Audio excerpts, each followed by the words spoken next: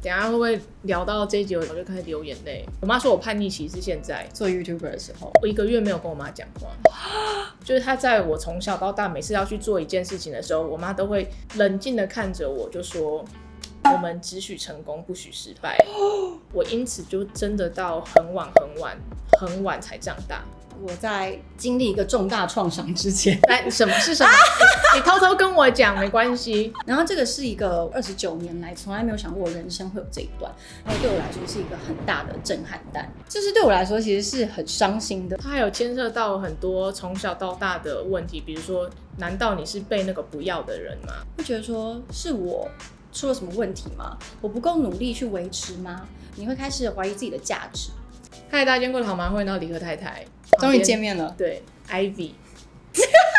我可以怎么称呼你啊？不要叫你理科太太，好生疏。叫 Evelyn。好。刚刚聊了一些共同话题之后，就觉得都是朋友。等一下会不会聊到这一集我就開始流眼淚，变成我在流？对啊，我今天可以專訪你耶，不然就你問我好啦，可以啊。好啊，其实我们今天要聊的就是童年的一些事情嘛。等于是你从小到大自己的生长经验，跟你现在的成熟关系有没有很大的连接？其实你小时候是不是一个乖宝宝？是。怎么说？因为我从小到大就只有学校的东西要应付嘛，我爸妈工作也很忙，没时间管我，所以我没有出过什么大乱子。可妈说我叛逆期是现在做 YouTuber 的时候，对，他就说人怕出名猪怕肥，他就不能理解，但是现在也就能怎样？但那时候是你的第一次叛逆。我的第一次叛逆应该是在我高3的时候，因为我妈认为我年纪太小了，要在台湾读完大学之后再出去读。但是你希望你高中毕业就出去？对，因为我高1的时候去中研院，它有一个培育计划，里面的研究员就说他觉得我很适合去美国读大学，可能觉得我那时候比较保守什么之类的吧，觉得我应该要去开眼界。所以你那时候算是一个因为外界的新的选择，然后让你决定你可能要对家里有点反抗。我1个月没有跟我妈讲话，所以那时候算是你第一次就是违抗母命。那你是心里觉得为自己感到骄傲呢，还是有一点点的 guilty？ 有一点点的，因为我可以感受得到我妈好像蛮难过的。因为我觉得可能你小时候会这么听话，是因为你是一个非常贴心的人。你非常贴心，然后你觉得其实不要造成家里的负担，或者让你母亲会觉得这个小孩子我要多费心思，所以你因为你的贴心，高中的时候才为自己做一个选择，对吧？从来没有人说我贴心过，所以我就是点头。你一定是贴心的啊，因为其实我自己的生长环境，我小时候也是一个不用让家里担心的，因为我爸妈做生意非常忙，就是做那种自助餐，就是非常生意人，然后你根本不可能顾小孩，你最好自己顾自己。我跟你一样，就是从小到大功课不需要让家人操烦，我觉得那是因为我贴心的表现，因为家里要赚钱，家里的经济环境不是很好，所以我会觉得说一切都不要让他们担心。但直到我升高中的时候，我也是为了自己要做一个选择，因为那个时候有公立高中，但是我决定不读，我想要读我本来读的私立高中。那个时候金钱就是一个家里很大的压力，所以那时候我就是跟家里吵架，因为父母当然说你就读公立高中啊，至少我们家里可以不用负担这么大。可是那时候我的想法是，可能我从国中就读私立，所以我会觉得可能高中跟着读私立，我的安全感比较足够。反正那时候我的选择是觉得我要跟家里抗争，那也是我的第一次要做一个革命，就是为自己发声。你那时候跟你妈吵架不讲话1个月之后是怎么和好的？我也不知道就默默的，就是默默的就可能我妈就好了，就这样。因为我那时候跟我爸吵了一大架，还打我一巴掌。还是你打爸爸一巴掌？不可能，怎么可能？那我没有忤逆成这样。但是因为我说了很伤人的话，然后呢，最后我是写了一封道歉信。我想我们俩都很相似，就是我们对自己的要求比较高。然后我们为了要达到目的，所以我们就算那个道歉信的从第三方来看，一定是不是真的在道歉，不是真的在道歉，你其实就是在说服你的家长，让你达到那个目的。当然因为父母亲很爱你，所以他会接受这件事情。但是真的从那一次开始，我觉得我就是要为我的人生负责，因为我做了一个不是家庭认同的一个选择。那你算是觉醒的早很早我终于要切入主题了。好主持棒交给他，我累了，我今天是来被访的耶，很累，辛苦。可是我觉得我跟你不一样，因为我自认我真的没有到贴心。我会想要把事情做好，是因为我妈妈觉得我可以，我是比较不服输，所以去做这件事情，而不是我不想要她担心。因为我现在回想，我在諮商的过程之中，我妈有一句话一直深入我的心里，让我觉得，但我已经跨过了。就是她在我从小到大每次要去做一件事情的时候，我妈都会冷静的看着我，就说：“我们只许成功，不许失败。”然后我就，好。但是你也从来没有真的出错过。我常常出错啊。那他出错过的反应是什么？他会安慰你吗？其实会。我原本以为他没有，可是在諮商的过程之中，我有去回想，对，他是有试着要安慰我的。我妈的安慰就是从哪里跌倒从哪里站起来。但是我仔细想想，那是安慰吗？我觉得那个是他的方式，因为有可能他自己的原生家庭也是用这种方式教育他的。他就很强硬，一个人可以照顾整个家族。可是我的个性其实是跟镜头前面不一样，我是偏软烂的。就是如果这个人就是这么强，都有他要做的话，那就给他做。我是心甘情愿可以很容易被照顾的。但你没有因此而很依赖你的母亲吗？我超级啊。但是他却希望你很强。对啊。所以他是一个不想要让你依赖的人。他没有，我觉得他也是很想让人家依赖，因为有些人是被给予是一个他得到爱的方式，有些人是给予是他自己得到爱的方式，他很喜欢给予别人，他就会觉得自己很有能力，然后可以帮助这些人。我没有要怪我妈的意思，我是在说我自己小时候没有想过，我因此就真的到很晚才长大。因为他把你照顾得很好，太好了，自然而然的就会少了那份责任感。我觉得很特别，因为我自己为什么就像你说，从国中之后就开始有责任感，是因为我爸爸很忙，然后我妈妈呢，她是一个，我觉得她不是一个很强的女强人，所以就像你一开始说的，可能父母亲非常的强大，会造就孩子，他可能会是在一个庇荫下长大，所以他不需要样样都强，所以他其实是一个互补关系，但是都有他各自的好处，因为你有一天也还是会学习成长，而且你的安全感一定非常足够，因为你在你的家里，你爸你妈他给你非常多的爱，然后他会有非常多的解决方式，一定从小到大你遇到任何问题他都有办法解决，我觉得是很棒的一个安全感。你说的有一个重点，就是当这个世界出现我妈没有办法帮我解决的问题的时候，我就开始被迫要长大。我觉得人都是这样的，当你发现你的家族有无法解决的事情的时候，而且它是落在你身上的时候，你必须要挺身而出。很多的人他会是从小被家里保护得很好，所以他其实一辈子他都不需要担心。但是这跟我不一样，就是我很小的时候就觉得我要为我自己建立一个我自己的典范，跟我有一天会成为我自己家的家长。大概就很早熟，有点早熟高中。你是早熟，我是超级晚熟。你蛮晚的耶，我晚到快要逼近30岁的时候，我才想原来我是大人。那时候是开始做 YouTuber 的时候，做 YouTuber之后吧，大家一定觉得我外表太强势，其实是妆的关系啦。但其实我在家里都是一直是躺着的。但我觉得你可以开始适时的释放出一点你真实的你自己。我怕大家就是你知道，我觉得无所谓谁退追踪这样。不会，毕竟社群这种东西是会跟着你很久的。我经营社群大概7-8年，我从来没有想过这件事情我需要做这么久。可是我后来慢慢发现，其实这件事情就是跟着你一辈子，除非你有一天到深山里面决定我再也不要用网络或手机，或者是我已经完全转换一个心态，觉得我的所有一切我都得到满足，我不需要再告诉别人我过得好不好。所以越真实的表现你自己是越轻松的，因为我在经历一个重大创伤之前，什么是什么？你偷偷跟我讲没关系，偷偷的在这边跟我讲。没有，我刚刚我考验你的主持功力来切入。所以你觉得在长大的过程之中，一定会有一些意外吗？对你人生来讲，最大的创伤是什么？我觉得不能说创伤，而是我觉得可以算是巨变，因为就像我刚刚跟你聊的，从小到大我的一切都是在我掌控之中，工作，然后我的人生状态，我的交友，我的感情，其实我很幸运的是这些东西都在我的预料之内。但是就是在我29岁那年发生了一件我自己没有办法预想到的事，就就是那时候我遭遇我的婚姻的改变。然后这个是一个我从小29年来从来没有想过我人生会有这一段，因为我其实是一个很未雨绸缪的人，我的所有决定都一定会有 Plan A B C D， 就是超多，然后想着如果今天这一件事情不是朝我的方向走的时候，我可以有什么样的抉择。但是唯独结婚这件事是我那时候完全没有想到，我竟然有一天要走到离婚这一步，所以那个时候对我来说是一个很大的震撼弹。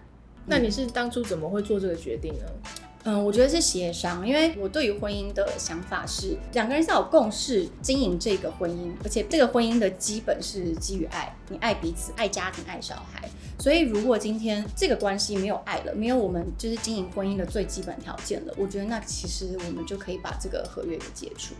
所以那个时候其实是有一点点的无奈的，然后是有点措手不及。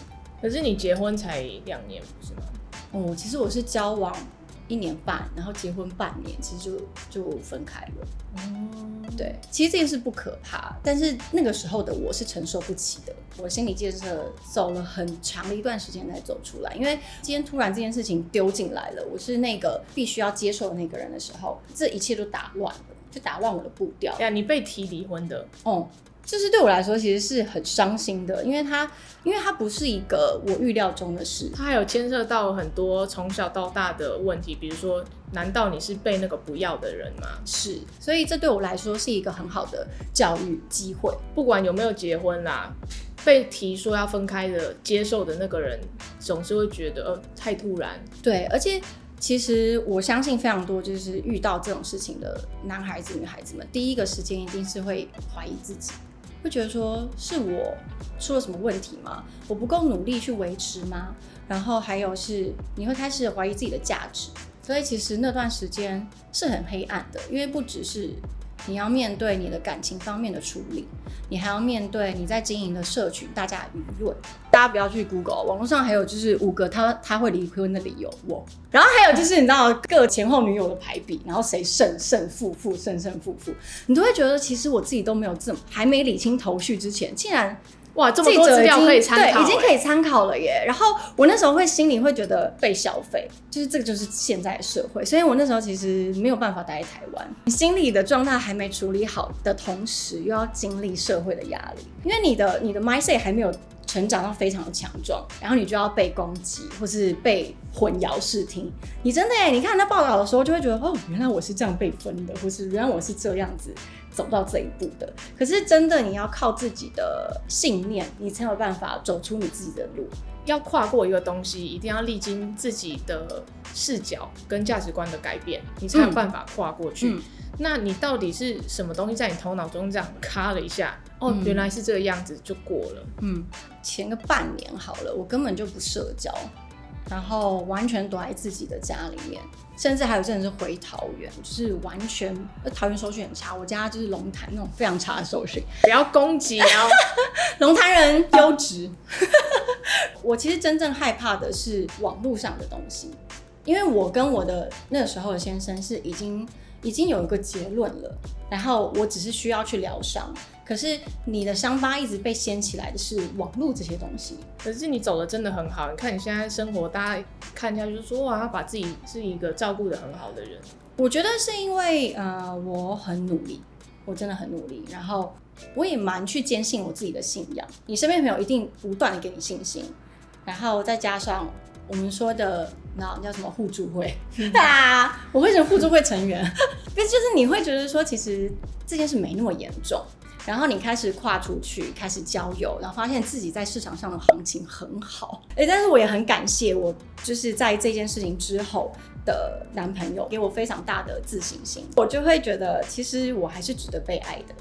然后那个被爱除了别人给你的爱情，还有一个是你在做每一件事情把自己放在前面。当我今天之前的危机处理都已经没有办法 handle 得了的时候，我当然一定要把自己先稳住，我自己必须要把这个大楼的基底盖得非常的好，再怎么震我都还是好好的站在那里。所以就是包括未来如果我有小孩，我也会觉得我今天这个 base 是要够坚固的，不管外界遇到什么问题，我把我自己的心理状态调整好，我的生活照顾得很好，我的家人也不用担心，我的价值不来自于别人。我不是因为你觉得我很棒我才变得棒，而是因为我本来就很棒，然后我会持续的变更棒，所以这个力量是让我走出来的原因。在经历离婚的时候，突然以前的自信心都没了，对，然后你等于重新要建立你要真的自己有感的有自信的框架。被离婚谈的时候的那一瞬间，可能你以前是校花啊，然后在某个行业里面你是被说是数一数二漂亮的什么，这些的信心其实一开始是来自外面，外面的人爱你，之后突然部分的自信吧，还有我自己的来自于外在价值观都崩塌了，要重新把它建立回来，真的是一个过程。我没有跟你聊到，就是我也是一个离婚的家庭，就是我爸妈在我高中的时候离婚。我一开始一样，我会觉得，为什么我跟别的家人不一样？就是我本来是一个这么要求完美的人，包括我自己的家庭，可能也就是一个完美的状态。但是大人有大人的原因，然后他们离婚之后，我有一段时间是不敢跟同学提起我是一个离婚家庭中的小孩，因为我印象很深，国小的时候老师会做一个国小的普查，就是说爸妈离婚的站起来。我不知道为什么这个站举动，起来，你知道我觉得真的很过分。但那时候我家里没有离婚，可是当你要站起来那个瞬间，你就是被同学贴标签了。所以那时候高中的时候，我父母亲离婚的时候，我觉得我好像是不一样的人。它是一个透视镜，因为你刚刚提到原本是没有离婚是完美的，对，所以你之后29岁经历的离婚，你就会觉得我原本是完美的，为什么身上有个污点呢？是我原本会觉得说我这么努力，不要去成为离婚的那一个圈子，但是竟然我也会经历过同样的事情。你一开始一定会觉得说这不会是一个家族的原罪吧，就会觉得该不会是离婚家庭的小孩就会必须要离婚？但我觉得不是，这是一个非常错误的观念。因为其实离婚的人还是会被社会上带有一个有色的眼镜看，说你一定是有怎么样，所以会离婚。我的爸妈是硬盯到我一起飞去美国参加我大学毕业典礼之后，飞回来就去签字离婚了。所以身为一个在看似合在一起的家庭里面，我从小都知道我爸妈感情没有很好啊。那你心里是会觉得说，其实你更希望他们可以各自过自己，我觉得你们各自去快乐。我很小的时候我就跟我妈说，你们为什么不离婚？你们各自快快乐乐就好了。然后我妈就说，因为我想要给你一个完整的家庭。对。可是我必须跟她讲，现在啦，就是你的完整的定义跟我的完整的定义是不一样的。我觉得各自父母都开心，它就是一个完整。是，因为家人这件事情是不会断掉的嘛，又不是说你们离婚了，爸爸就不是爸爸，妈妈就不是妈妈了。就是你的人生还是要由你自己去选择，没有一件事情是你一定要怎么做，或者是大家告诉你要这么做比较好，你就要这么做。是一旦你做了选择，你只要能够承担得起，那就是一个好的选择。承担得起这件事情很重要，没错。就像很多人，我知道一定是基于好意劝和不劝离，可是你没有在那个里面，你不会知道当事人到底承受了多大的压力。不管有没有小孩，就是在一个很不快乐的婚姻里，不只是单纯的不快乐，你的身体、你的心理，这些都是可以很明显自己去感受到的。对，所以我才说，其实优先要照顾好是自己。就算是情侣关系里面，你也是要各自把自己照顾得很好，你们在一起才会快乐。因为你们不可以成为彼此的负担，如果你成为彼此的负担的话，它就是一个另外要去衍生的问题了。所以如果你把自己照顾好，然后对方也把自己照顾很好的话，你们组织的家庭都是一个很有力量的家庭，因为你们可以知道什么时候为自己做什么改变。我们长大过程之中，责任跟义务只是会一直加在你的肩膀上而已，这件事情越早学会越好。但我觉得也永远不嫌晚。就是任何时候，尤其是自己的情绪，你的喜怒哀乐，你可以把它去多多去分析，为什么我今天碰到这个人我会这么的紧张，或我碰到这件事情我会这么生气，其实是认识你了解的第一步，就是用情绪然后去了解你自己，然后你会慢慢发现其实自己是一个很有趣的人，然后你看每一件事情都要用有趣的眼光去看，你就会觉得自己没那么悲惨了。那这个如果你也没有办法一时半刻的说出现在自己情绪是什么，你可以先观察自己的肢体语言，自己的动作，怎么会突然呼吸没有在呼吸，你自己在憋气了，你在紧张什么，或者是突然你就觉得在流汗，然后或者是你手是突然发现你在握拳，要找出来为什么，说不定别人的某些动作说的某些话正在触动你过去不好的经验，你会不舒服是因为过去的经验，对，这也是整个长大的过程。没错。只要你长大啦，现在是什么颜色？我现在是绿色，绿色是平静、开心，开心。我们就预祝 Ivy 越嫁越好。那我们今天就这样啦。如果你喜欢我影片的话，请帮我按赞、留言、分享。如果还没订阅的话，请帮我订阅一下。谢谢收看，我们下次见，拜拜。